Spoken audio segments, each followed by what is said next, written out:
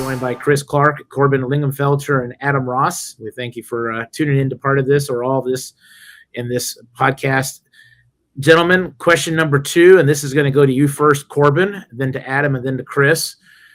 Also, the IHSAA is looking at doing a name, image, likeness, aka NIL deal. We're one of the last states in the country to have an NIL deal. Kentucky's had it now for a couple of years, is my understanding.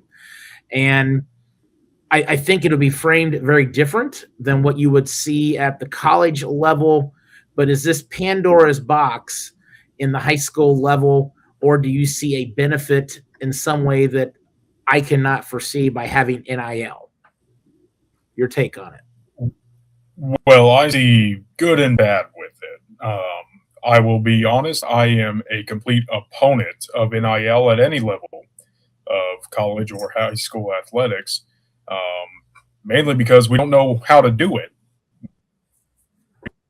We are, especially at the Division I level, about should NIL work. And I think you're going to run into more level. And I can tell you, I was not the smartest with my money at 15, 16, 17, even 18. These kids, a bunch of money just came in and promoted our local business. Then we're kind of not giving them the tools that they need to be successful.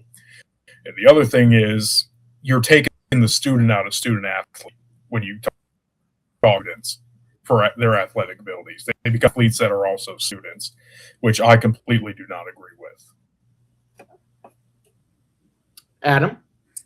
Yeah, I've got kind of 2 different views of it. One, I think of if it's truly name, image, and likeness, to me, it's almost like a job, right? Like a kid is going to be like a spokesperson for such and such, used car lot or mom and pop, restaurant or something like that. If somebody wants to give them some money to promote their business, I have no problem with that. The other side of it, though, I think is I don't know what business owner in their right mind thinks that a 15, 16, 17-year-old kid promoting their business is going to draw them a bunch of extra sales. Like, where's your return on investment from a high school kid, a high school athlete? It's kind of silly in some sense. I don't have a problem if it's truly like a spokesperson type thing, which I think is how it should be run in college too. Right now, it's almost like a pay to play type thing. If we get to that level in high school sports, it's a huge issue. But I just go back to I think at the heart of it is like, yeah, go ahead and approve it. I don't know who these businesses are that are going to give some kids money to play high school sports. what the return and value is on it. So this makes me think of a question. And Chris, before you jump in, I apologize. I'm going to throw this out here. Your comment, Adam, makes me think is this going to help the haves and not the have-nots? I mean, is it going to separate the those who have the resources and those that do not? Is it going to make it even tougher for some schools to compete with the bigger schools or the schools in the higher socioeconomic areas? I'll leave it at that. And Chris, let you take it from there, and you guys can rebuttal however you want.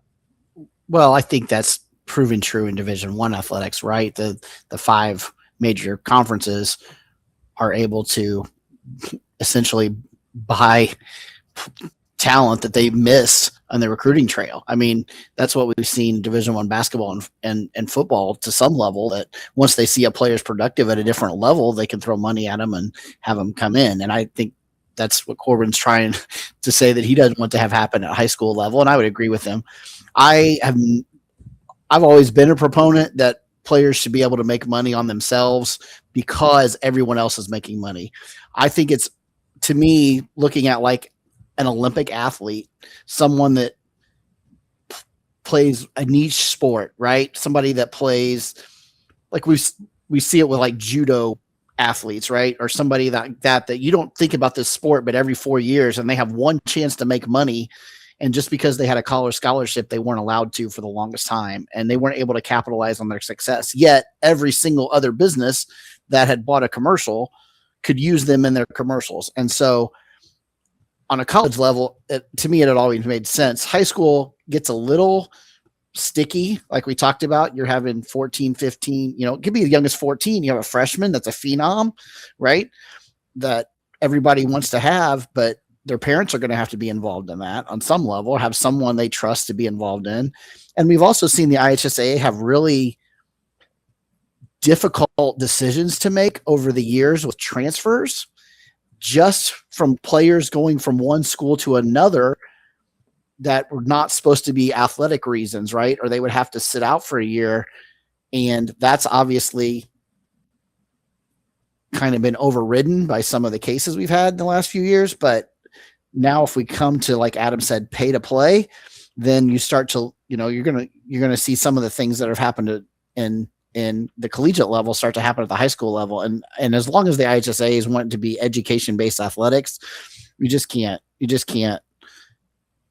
open it up wide. I would like to see some very specific rules that are easy to follow and allow students to make good decisions, because we talked about sports being, a lot of these kids, a lot of our kids, right, my daughter has a job, right? She's involved in some other things, but she has a job. But, some of the athletes, they have so much commitment, they're not able to have that extra job to make a little bit extra cash. So if they can make it on themselves, I don't see a problem with it, but you're going to have very specific guidelines and very specific rules for it, rather than just turning into a cash grab. Gentlemen, you've heard each other's thoughts on the topic of NIL and IHSAA. Your thoughts on what you've heard and your rebuttals. I think we're all pretty synced up on this one. I really echo Chris's point. There's no harm in kids being able to make money on themselves and stuff. There's just it can't be a pay to play type thing. You can't have high school kids getting paid, thousands of dollars to go to another school to play on their baseball or their basketball team or something like that. I think we got to avoid that at all costs. There's no place for it in high school sports. We don't want the players making more than the coach. I mean, to a point. I mean, I'm not trying to be. But it could happen. That's the scary thing. But it could happen very easily, right? And think about how that shifts the whole dynamics. I mean, as a result of that.